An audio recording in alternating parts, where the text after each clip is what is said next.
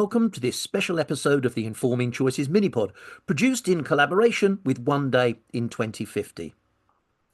Ecofascism, Leviathan or Lifejacket of Humankind is a multi-author book featuring 36 top futurist voices who have come together to explore our climate future beyond purely climate data through the lens of ecofascism. But what is ecofascism?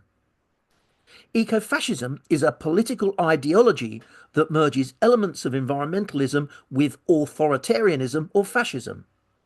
It often involves a belief that environmental problems are caused by overpopulation, immigration, industrialization, and that these issues can be addressed through restrictive policies and even violence against marginalized groups. The premise for all the stories in the book is this. The year is 2050. Temperatures have risen by over 2 degrees Celsius. Global population has reached 9.8 billion. Pressure on natural systems is at its peak. A new global movement has arisen. A totalitarian system has been enforced based on the minimum climate footprint on every aspect of our society. In this episode of the podcast, we welcome futurist, speaker and author Elina Hiltunen to talk about her chapter in the book. Elina, welcome to the podcast. Thank you very much. It's nice to be here. So you have a very intriguing topic for your chapter in the book where eco-terrorists who, in theory, cannot eat meat are being tortured by only given meat to eat. So take us briefly through your chapter. What story are you telling through your chapter? Well, the story goes like this, that there are eco-terrorists who actually, well, I a little bit go back. There is a tick in the world now, and this is true happening now, that if it bites you, you get allergic to meat. And this is already happening now. So these eco-terrorists, they are just using these chemicals that this tick is like putting to people's bodies, so they can't eat any meat. So they synthesize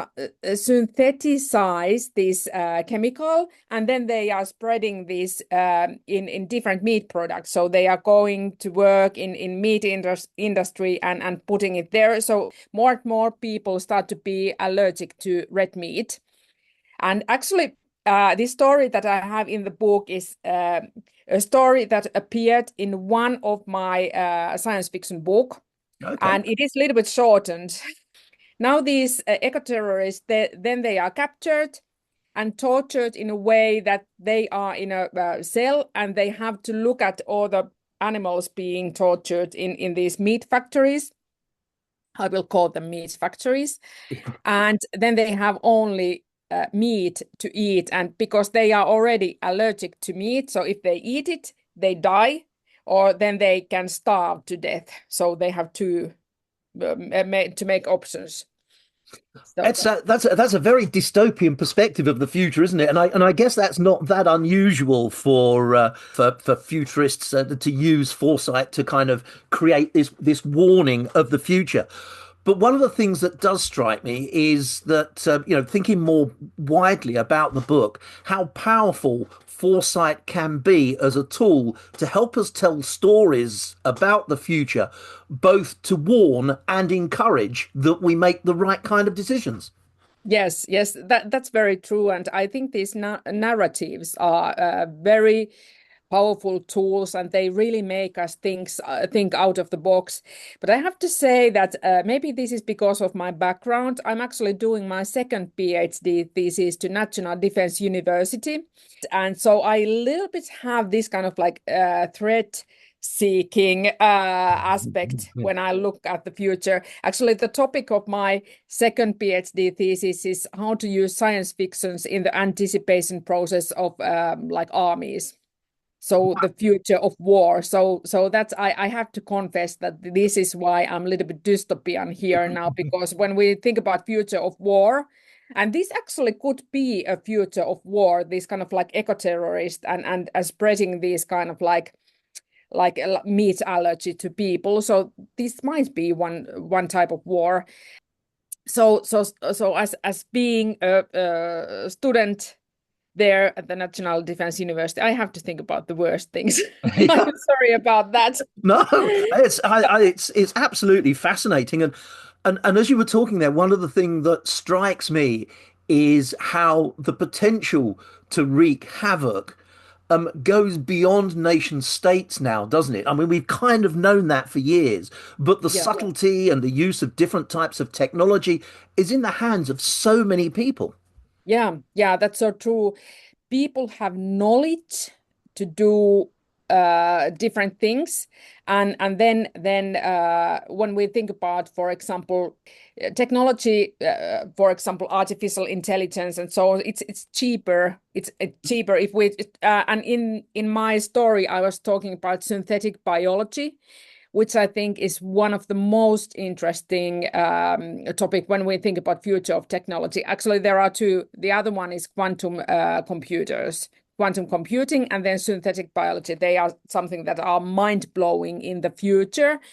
So, but when we think about synthetic biology, so it's becoming cheaper and cheaper, and even like people with no scientific background can do it in their garage. So this is in a way a little bit scary thing, and we should be more aware of the possibilities of synthetic biology. I suppose it's one of these things, we talk sometimes about the democratization of technology and how we can access more and more smarter technology for Yeah. good. But the counter to that is that same technology is available for people to do bad if they choose, isn't it? Yeah, that is really true. And well, if you take a hammer, you can build a house with that, or you can hit someone with that. This is Very the true. usual example when we talk about technology. Technology as such isn't a good or bad thing. It's how and why people are using it. So, Yeah. but I think that when it comes to the for example, defense. And well, I'm located in Finland, so we have 1,300 reasons to be scared of the future. And this 1,300 means that we have, that is the kilometers of borderline we have with Russia. So we have to be a little bit scared what could happen in the future. And we have our history with two wars with Russia, so or Soviet Union at that time. But this is something that's why I'm quite interested in the defense perspective, that we should actually think about science fiction and think about different possibilities and threats, and then to be prepared for these kind of threats.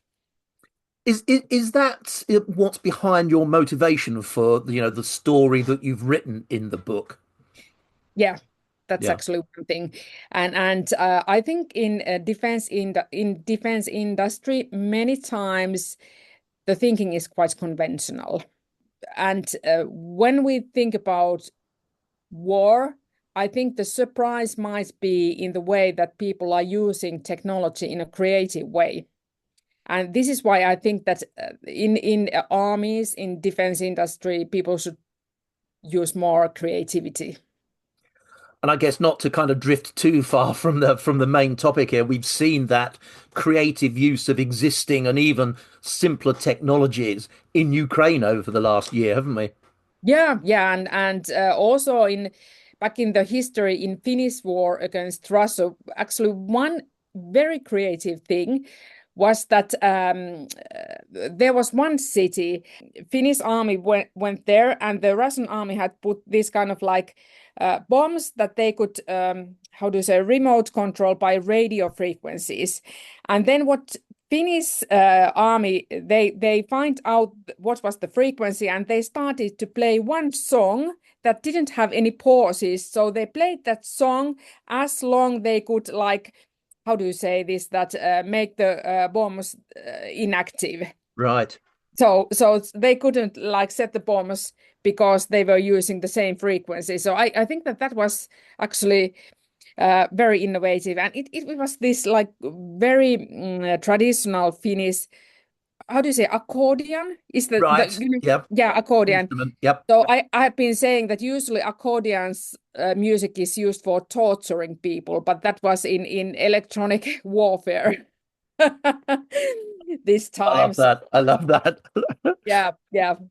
So what is it that you want readers to do or to consider having read your chapter in the book? You know, what do you imagine they'll do as a result of reading it? Well, I think that actually, as a futurist, there are a couple of things that I'm very scared when it comes to the future, and it's climate change and loss of biodiversity and eco crisis. I'm talking about these 10 mega trends, and these are two.